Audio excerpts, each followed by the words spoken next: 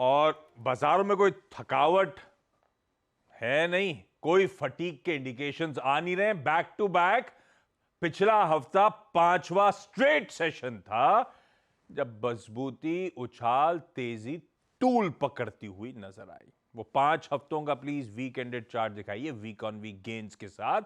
5 हफ्तों से ताबड़तोड़ तेजी, और उसमें वो तेजी और सिग्निफिकेंट टूल पकड़ गई लास्ट हफ्ते जब 2.25% का उछाल निफ्टी में वीक ऑन वीक देखने को मिला है। और उसमें भी हाईलाइट था फ्राइडे का ट्रेडिंग सेशन जो आपकी स्क्रीन पर आएगा। रिकॉर्ड्स जड़ते हुए नजर आए थे, प्रीवियस पीक्स ब्रीच करते हुए भारतीय बाजार नजर आए थे।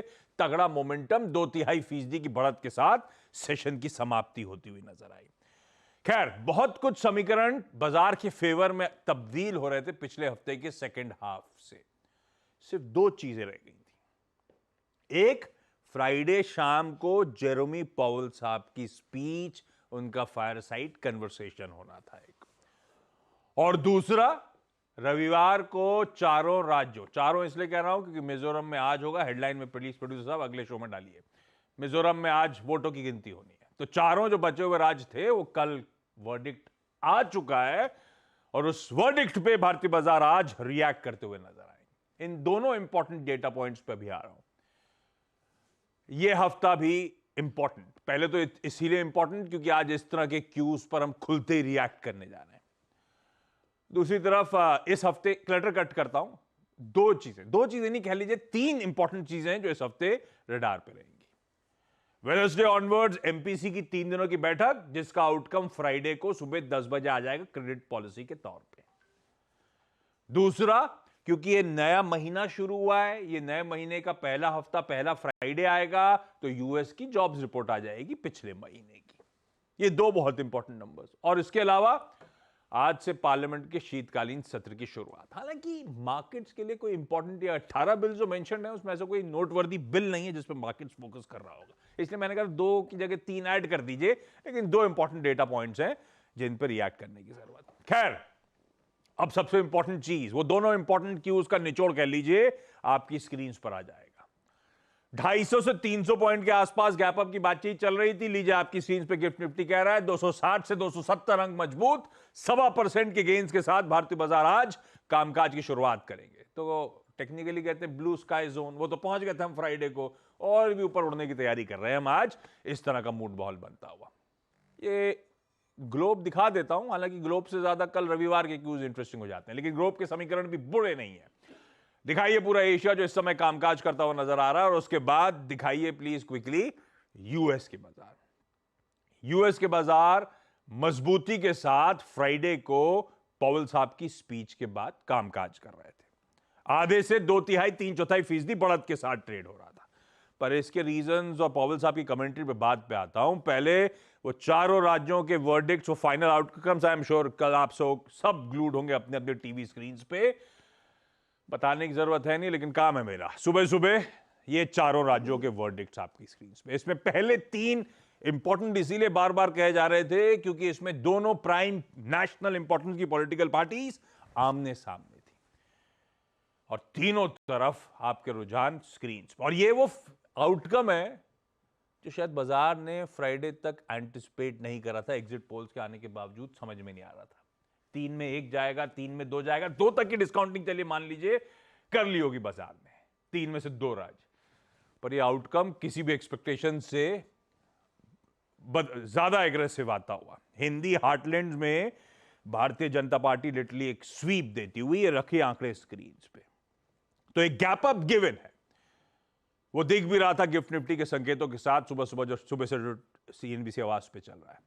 पर बड़ा बात यह है कि राज्यों के इलेक्शन जनरली उसके रिएक्शन शॉर्ट लिव्ड होते हैं, उसके बाद बाकी सारे पहलू पे बाजार टटोलने लगता है।